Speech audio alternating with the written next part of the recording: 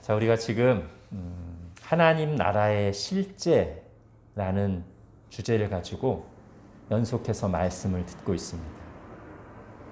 그러니까 하나님 나라가 임했다고 하는데 그것이 이론이 아니고 허상이 아니고 정말로 실제로 일어난 일이고 정말로 하나님이 우리에게 주신 것이고 정말로 경험되는 은혜라는 것을 생각해 보고 있는 중이에요. 자, 그러면서 우리 지지난주에 이 주제를 처음 다루기 시작할 때 로마서 14장 17절을 통해서 그 하나님의 나라는 성령 안에 있는 의와 평화와 기쁨이라는 것을 먼저 들었습니다. 혹시 여러분도 오늘 이 본문을 제가 읽는 중에 그 요소들을 좀 발견하셨는지 모르겠어요. 오늘 본문 안에도 바로 그 의와 평화와 기쁨에 대한 내용이 많이 나옵니다. 자, 그 중에서도 잘 정리되어 있는 1절, 2절을 한번 같이 읽어볼게요. 1절, 2절 시작. 그러므로 우리가 믿음으로 의롭다 하심을 받았으니 우리 주 예수 그리스도로 말미암아 하나님과 화평을 누리자. 또한 그로 말미암아 우리가 믿음으로 서 있는 이 은혜에 들어감을 얻었으며 하나님의 영광을 바라고 즐거워하느니라. 예, 어떻습니까? 순서까지 일치하죠? 의와 평화와 기쁨. 자, 의가 맨 처음 나옵니다. 믿음으로 의롭다 하심을 받았으니 의, 그죠? 그래서 뭐가 이어져 나와요? 하나님과 화평을 누리자. 평화, 그죠? 그런 뒤에 2절 끝부분에 하나님의 영광을 바라고 즐거워하느니라. 기쁨, 그죠?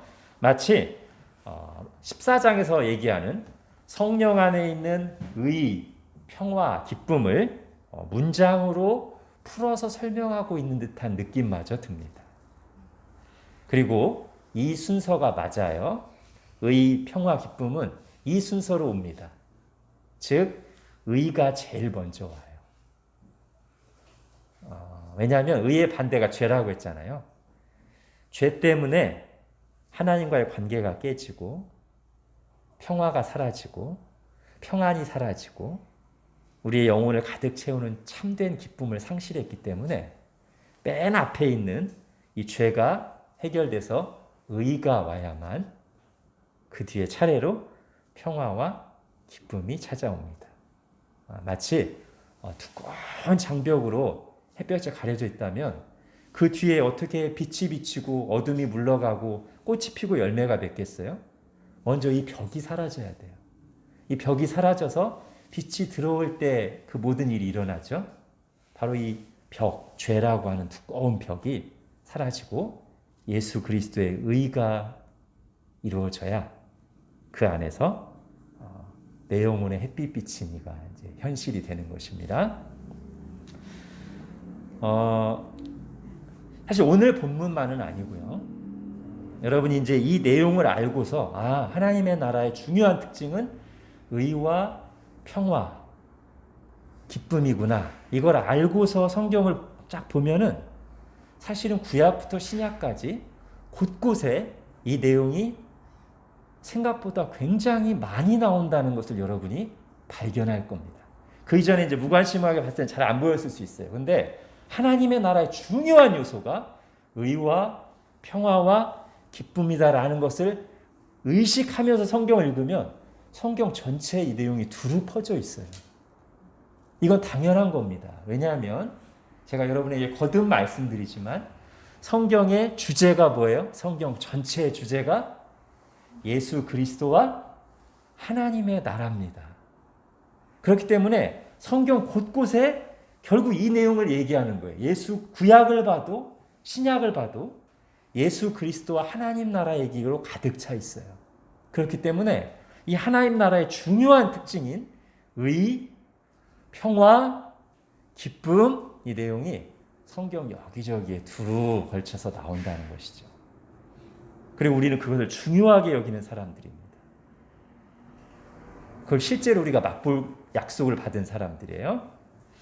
지난주에는 이런 하나님 나라, 의와 평화와 기쁨이라 하는 이 하나님 나라가 실제로 이루어지고 경험되려면 먼저 예수님과의 만남이 있어야 된다고 했습니다. 예수님과 만난다는 것은 예수님을 믿는다는 것의 다른 표현이라고 했죠. 자, 왜 예수님을 만나야만 이게 가능하죠? 아까 했던 얘기에 똑같이 적용하면서 예수님만 넣으면 돼요. 인간의 상태가 죄 때문에 하나님과 단절되고 참된 평안이 사라지고 기쁨을 상실했어요. 이게 인간의 현실이에요. 또 하나 인간의 현실은 뭐냐면 이 문제를 스스로 해결할 능력이 인간에게 없어요. 어떤 과학기술도 어떤 철학도 어떤 인간의 의지와 노력도 하나님과 단절됨으로써 온 죄 때문에 온 이 평화를 상실하고 참된 기쁨이 없는 문제를 해결할 수가 없어요. 지난주에 제가 이걸 뭐에 비유했습니까? 요한복음 4장 본문을 토대로 해서 밑 빠진 독에 물 붓게 하는 인생이 되는 거예요. 고된 수고를 계속하지만 또 붓고 또 붓고 매일매일 수고를 계속하지만 정작 마음속에 있는 이 두려움의 문제, 내면의 목마름의 문제는 근본적으로 해결이 안 돼요. 인간이 해결할 수가 없어요. 죄 문제가 해결이 안 되니까요. 자, 이 문제를 해결하러 오신 분이 예수님이기 때문에 예수님을 만나야만 이 문제가 근본적으로 해결되는 것입니다. 그리고 우리가 예수님을 만날 때 알게 되는, 깨닫게 되는 중요한 것이 있어요. 우리의 영혼의 어둠이 거칠 때 마주하게 되는 아주 놀라운 사실이 있어요. 뭘까요? 하나님의 사랑입니다. 나를 향한 하나님의 사랑입니다. 예수 그리스도를 만날 때 바로 그걸 깨달아요. 나를 향한 하나님의 사랑을. 여러분, 그리스도인다운 삶과 실천의 거의 대부분은 사실상 여기에서 오는 거예요.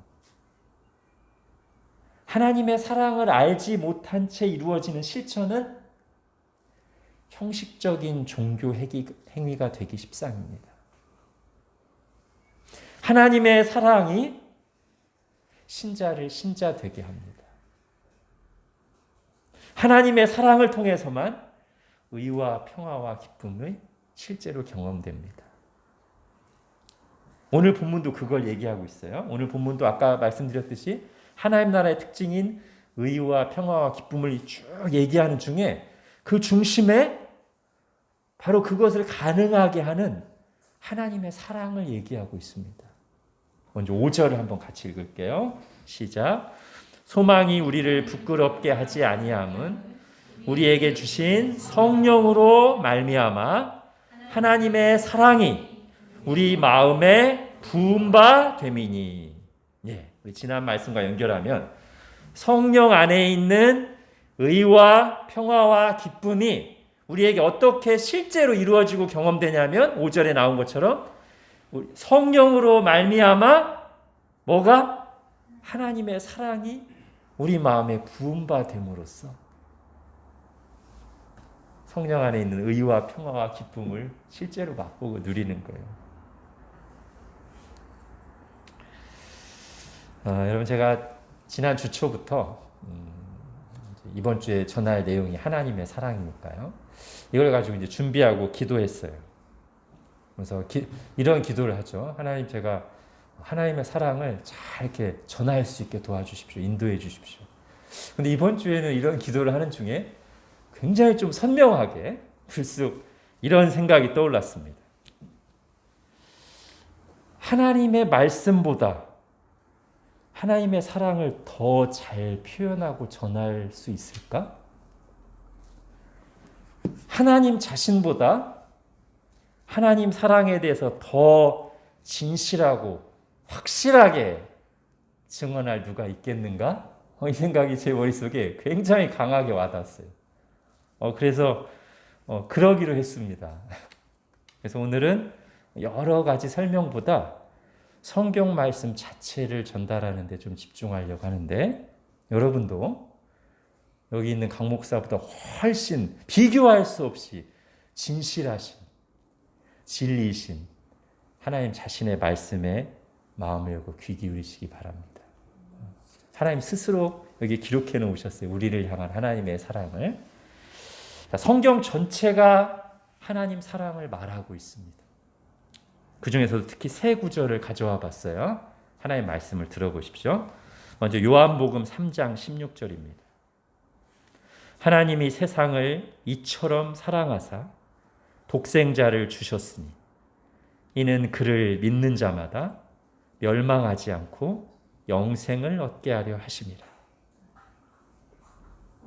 두 번째는 오늘 본문에 있는 구절 중에 8절과 10절입니다. 우리가 아직 죄인 되었을 때 그리스도께서 우리를 위하여 죽으심으로 하나님께서 우리에 대한 자기의 사랑을 확증하셨느니라. 곧 우리가 원수 되었을 때 그의 아들의 죽으심으로 말미암아 하나님과 화목하게 되었은지 화목하게 된 자로서는 더욱 그의 살아나심으로 말미암아 구원을 받을 것이니라. 마지막 세 번째 구절은 요한일서 4장 10절입니다. 사랑은 여기 있으니 우리가 하나님을 사랑한 것이 아니요 하나님이 우리를 사랑하사 우리 죄를 속하기 위하여 화목 제물로 그 아들을 보내셨습니다.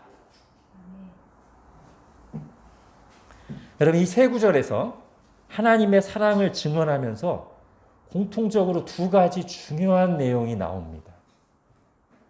첫 번째는 하나님의 사랑은 내어주는 겁니다.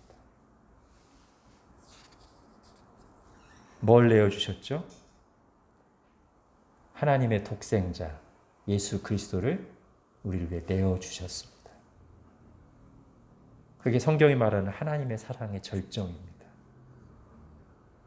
두 번째는 하나님의 사랑은 전혀 자격 없는 인간을 향한, 사랑받을 만해서가 아니라 전혀 그럴 자격이 없는 죄인들을 향해서 쏟아 부어진 사랑이다. 이게 또 공통적으로 강조되고 있습니다. 그리고 바로 이 두 가지가 합쳐진 하나님의 사랑이 바로 저와 여러분을 향한 하나님의 사랑입니다. 자격 없는 죄인을 위해 독생자를 십자가에 내어주신 그 사랑이 바로 저와 여러분을 향한 하나님의 사랑입니다. 여러분은 다른 사람을 위해서 어디까지 희생하고 줄 수 있을 것 같아요? 한번 생각해 보세요. 다른 사람을 위해서 어디까지 내어줄 수 있겠어요? 먼저 장기 이식을 한번 생각해 봤어요. 제 주변에도 장기 이식한 사람이 두어 명 있기 때문에 사실 엄청난 일이에요. 어떤 병으로 일찍 죽으면서 서약을 해서 기증하는 거 말고 살아있는데 장기를 기증하는 경우는 주로 가족 관계에서 많이 일어나는 것 같아요. 그리고 이것은 가족 간에 일어날 때도 쉽지 않은 일이에요. 큰 결단과 희생이에요. 그래서 장기 이식이 이루어지면은 거기에 감동이 있어요. 받은 사람들이 그것이 가족이든 가족이 아니든 간에 누군가 자기의 생명 일부를 떼서 주었고 내가 그것 때문에 살았다는 생각 때문에 감동이 있는 경우가 많이 있어요. 좀 더 나가서 근데 여러분, 장기의 일부가 아니라 목숨을 내어줄 수 있을까요? 그것도 가족이 아닌 남을 위해서 목숨을 내어줄 수 있을까요? 오늘 본문에는 아주 드물게 그런 숭고한 사랑을 실천하는 이들이 있음을 먼저 말합니다. 여러분 7절 같이 읽어볼게요. 시작. 의인을 위하여 죽는 자가 쉽지 않고 선인을 위하여 용감히 죽는 자가 혹 있거니와. 아주 가끔씩 정말 놀랍게도 어떤 의인을 위해서, 다른 선한 사람을 위해서 자기 목숨을 바치는, 내어주는 경우가 있다는 거예요. 인간의 사랑 속에도. 제가 이런 예들 중에서 제가 알고 있는 가장 위대한 이야기 중 하나를 소개합니다. 내비게이터 선교의 설립자인 도슨 트로트맨이라는 분의 희생이에요. 1956년 6월 18일 오후 한 회속정이 뉴욕주 북부에 위치한 슈룬 호수의 찬 물결을 가로지르며 질주하고 있었습니다. 그런데 갑자기 몰아닥친 파도가 그 배를 강타하면서 배에 타고 있던 한 소녀를 물속에 집어 던지고 말았습니다. 이때 도슨 트로트맨은 물에 빠진 소녀를 구하기 위해 뛰어들어 그 소녀가 구조될 때까지 물속에서 그를 떠받치고 있었습니다. 결국 소녀가 구출되는 순간 안타깝게도 그는 물속에 가라앉고 말았습니다. 이때 도슨 트로트맨의 나이가 한국 나이로 51세입니다. 그리고 정말 왕성하게 중요한 일들을 많이 하던 그런 시간이에요. 근데 그거보다도 저는 이 죽음이 다른 사람 위해 죽은 많은 케이스보다도 이게 특히 더 엄청나다고 생각되는 이유는 어떤 순간적인 찰나로 일어난 일이 아니고 또는 누군가를 도와주려다가 불가항력적인 어떤 물살에 휩쓸려서 발생한 죽음이 아니라 자신의 의지와 선택에 의한 것이라는 점에서 저에게 굉장히 다가옵니다. 그는 밑에서 계속 받쳐줬습니다. 자신이 죽을 때까지. 죽음의 고통과 두려움을 계속 직면하면서도 끝까지 그렇게 했습니다. 그가 원한다면 자신이 사는 길을 선택할 수 있었습니다. 그러나 그는 끝까지 자기의 목숨을 내어주면서 다른 사람을 살렸습니다. 저는 정말 이거는 어느 누구도 따라하기 힘든 엄청난 사랑의 실천이라고 생각합니다. 오늘 7절에서 말하는 일들의 거의 최고봉에 해당하는 그런 예 중에 하나겠죠. 근데 오늘 성경은 이런 엄청나고 숭고한 희생까지도 결코 비교할 수 없는 그보다 훨씬 더 큰 사랑의 행동이 있다고 말합니다. 바로 하나님께서 우리를 위해 하신 일입니다. 8절 다시 한번 읽겠습니다. 시작. 우리가 아직 죄인 되었을 때 그리스도께서 우리를 위하여 죽으심으로 하나님께서 우리에 대한 자기의 사랑을 확증하셨느니라. 자, 의인을 위하여 또는 어떤 선한 사람을 위하여가 아닙니다. 그럴 만한 자격 있는 사람들을 위해서가 아닙니다. 우리가 아직 죄인 되었을 때 하나님을 등지고 무시하고 거부하고 배반하고 거슬러 살던 자격 없는 죄인들을 살리시려고 하나님이 독생자를 십자가에 내어주셨습니다. 여러분, 내가 죽는 것보다 더 힘든 게 자식의 죽음을 보는 겁니다. 여기는 부모 세대가 별로 없어서 이 말이 얼마나 실감나게 와닿을지 모르겠습니다만 정말 그렇습니다. 그런데 선한 사람도 아니고 죄를 범한 사람들을 위해서 내 아들을 대신 죽음에 내어준다? 그건 절대로 있을 수가 없는 일입니다. 그런데 하나님께서 죄 가운데 있는 우리를 위해 독생자를 내어주셨습니다. 그것도 가장 수치스럽고 가장 고통스러운 십자가에 자신의 독생자를 내어주셨습니다. 우리를 위해서요. 그럼 아들이신 예수님은 아버지의 뜻에 의해 원치 않는 희생을 치른 것인가? 아니죠. 아들 예수님도 아버지 하나님과 똑같은 마음으로 죄인들을 위해 자신을 내어주셨습니다. 그러므로 십자가에 달리셨을 때 그때도 여전히 십자가 밑에서 예수님을 향해 조롱하는 원수처럼 행동하는 사람들을 위해 아버지께 기도하셨습니다. 이에 예수께서 이르시되 아버지 저들을 사하여 주옵소서. 자기들이 하는 것을 알지 못함이니이다. 이렇게 기도하신 거예요. 나를 향한 저들의 태도, 아버지를 향한 저들의 태도는 몰라서 그런 것입니다. 그러니 저들을 위해서 십자가에 못 박힌 나를 보시고 저들을 용서해 주십시오. 아버지와 아들이 한 마음이 되어 내어주신 것입니다. 성부 하나님은 우리를 위해 독생자를 내어주셨고 성자 예수님은 우리를 위해 자기 자신을 내어주셨습니다. 내어주시되 십자가에 내어주셨습니다. 정말로 사랑이 아니고서는 절대로 일어날 수 없는 일이기에 바울은 바로 이 내어주심이, 예수 그리스도의 십자가 죽으심이 우리를 향한 하나님의 사랑을 확증하는 것이라고 선포합니다. 우리가 아직 죄인 되었을 때 그리스도께서 우리를 위하여 죽으심으로 하나님께서 우리에 대한 자기의 사랑을 확증하셨느니라. 이런 큰 사랑이 어디 있느냐는 말이에요. 이보다 어떻게 더 하나님이 우리를 사랑하신다는 것을 확실하게 보여줄 수 있느냐는 것입니다.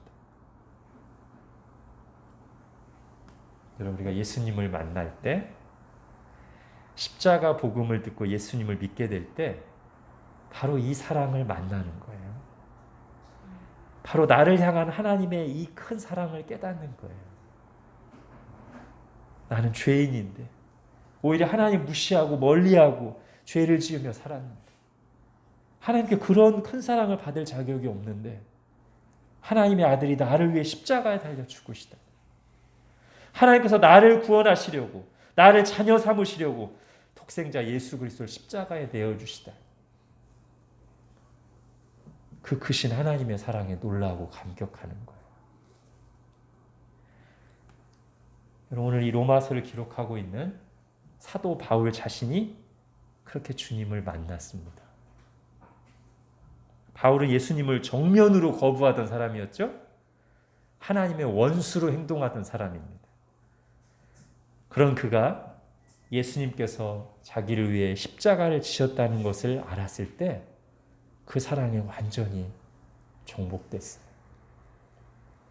디모데전서 1장 우리 주의 은혜가 그리스도 예수 안에 있는 믿음과 사랑과 함께 넘치도록 풍성하였도다.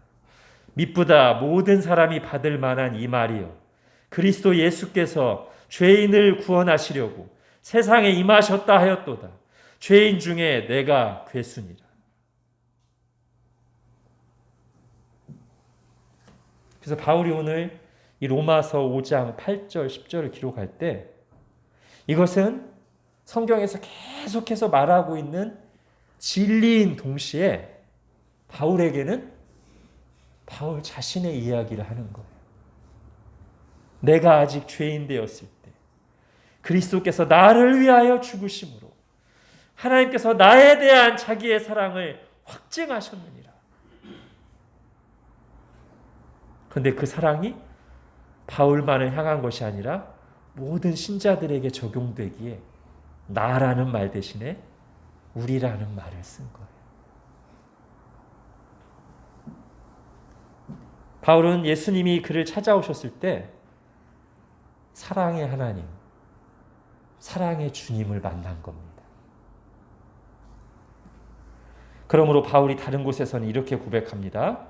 고린도후서 5장 우리가 만일 미쳤어도 하나님을 위한 것이요 정신이 온전하여도 너희를 위한 것이니 그리스도의 사랑이 우리를 강권하시는도다.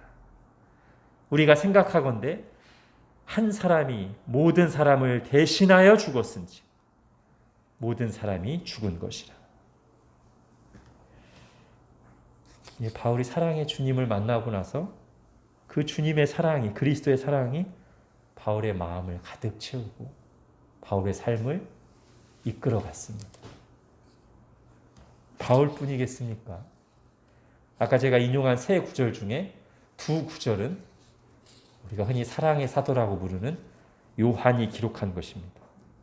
저는 요한 또한 한편으로는 하나님의 영감을 통해서, 성령님의 영감을 통해서 이 성경을 기록했지만 또 한편으로는 바로 자기 자신의 고백으로 그것을 기록했다고 확신합니다. 즉 요한일서 4장 10절은 요한이 이렇게 고백하는 것이죠. 사랑은 여기 있으니 내가 하나님을 사랑한 것이 아니요 하나님이 나를 사랑하사 내 죄를 속하기 위하여 화목제물로 그 아들을 보내셨습니다. 나는 하나님을 등지고 살았고 하나님께 마음을 닫고 있었고 하나님의 뜻을 거슬러 행했는데 하나님이 그런 나를 사랑하셔서 나를 위해 독생자를 십자가에 제물로 내어주셨다는 것.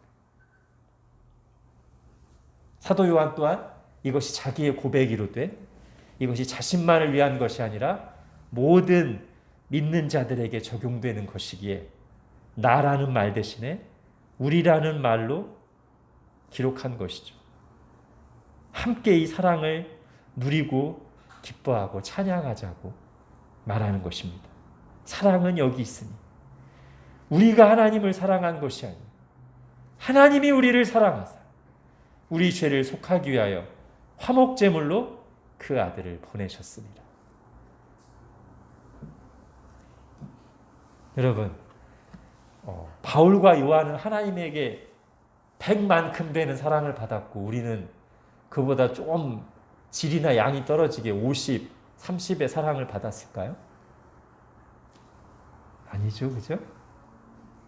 똑같이 100의 사랑을 받았습니다.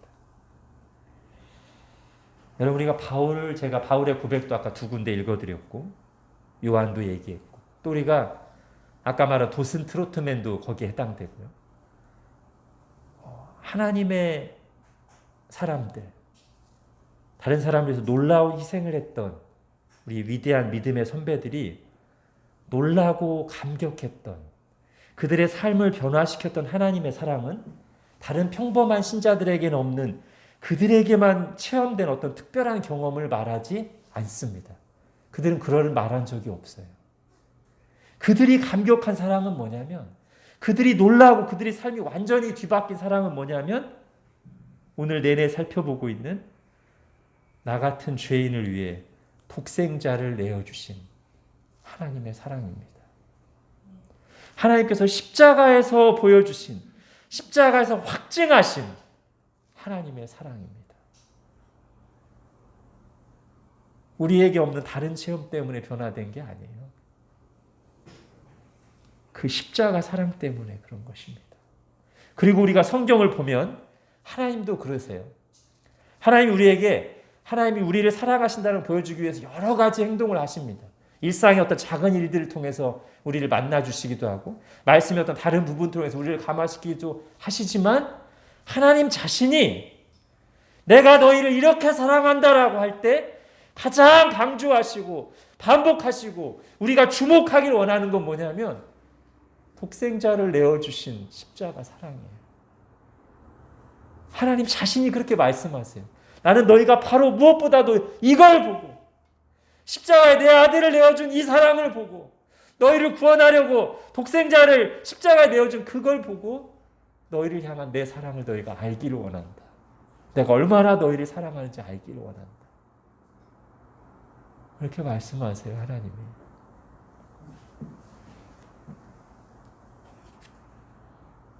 아까 그 요한이 썼던 성경 구절 한 번 더 읽겠습니다. 하나님이 세상을 이처럼 사랑하사 독생자를 주셨으니 이는 그를 믿는 자마다 멸망하지 않고 영생을 얻게 하려 하심이라. 그를 믿는 자마다 십자가에 독생자를 내어주신 그 하나님의 사랑을 믿는 자마다 십자가에서 나를 위해서 죽으신 예수 그리스도를 믿는 자마다 하나님의 자녀가 되고 영생을 얻고 하나님 나라에 들어가는 거예요. 다른 애들은 다 서브로 따라오는 거예요, 말하자면. 이게 하나님 사랑의 절정이에요. 핵심이에요.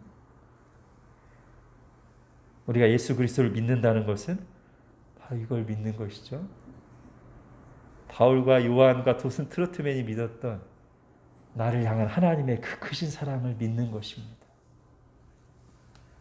독생자를 내어주신 그 사랑이 우리를 의롭게 합니다. 이 사랑이 우리와 하나님 사이에 있는 모든 장벽들을 다 없애고 우리로 하여금 하나님 아버지 품에 달려가게 만들어줍니다. 이 사랑이 우리 영혼에 세상이 줄 수 없는 깊은 평안의 이유가 됩니다. 이 사랑이 우리의 내적 목마름을 해결시키는 충만함, 곧 참된 기쁨을 줍니다. 그러므로 하나님의 사랑은 하나님 나라의 실제에서 가장 중요한 내용입니다. 우리가 하나님의 사랑을 통해 하나님 나라를 들어가고 맛보고 경험하고 사람들과 나눕니다. 기도하겠습니다. 하나님, 하나님의 사랑이 식상하고 다 아는 것처럼 여겨지는 것은 정말 하나님의 사랑을 다 알아서가 아니라 사실은 하나님의 사랑을 모르기 때문에 그러는 줄 저희가 압니다. 그러나 하나님의 사랑을 정말 아는 사람은 그 사랑이 지겨운 게 아니라 너무나 기쁘고 감사하고 바로 그 사랑을 통해서 하나님 나라를 경험하는 것을 저희가 성경에서 역사 속에서 봅니다. 하나님, 우리를 위해 독생자를 내어주신 하나님, 그렇게 우리를 사랑하신 하나님의 사랑을 우리로 더 깊이 깨닫고 알게 하여 주옵소서. 성령님의 감화하심으로 우리 영혼을 비추셔서 그 무엇보다 나를 향한 하나님의 사랑을, 십자가에서 보여주신 그 크신 하나님의 사랑을 깨달아 알게 하여 주옵소서. 그 사랑 안에서 평안을 누리고 그 사랑으로 기뻐하고 즐거워하게 하여 주옵소서. 예수님의 이름으로 기도합니다. 아멘.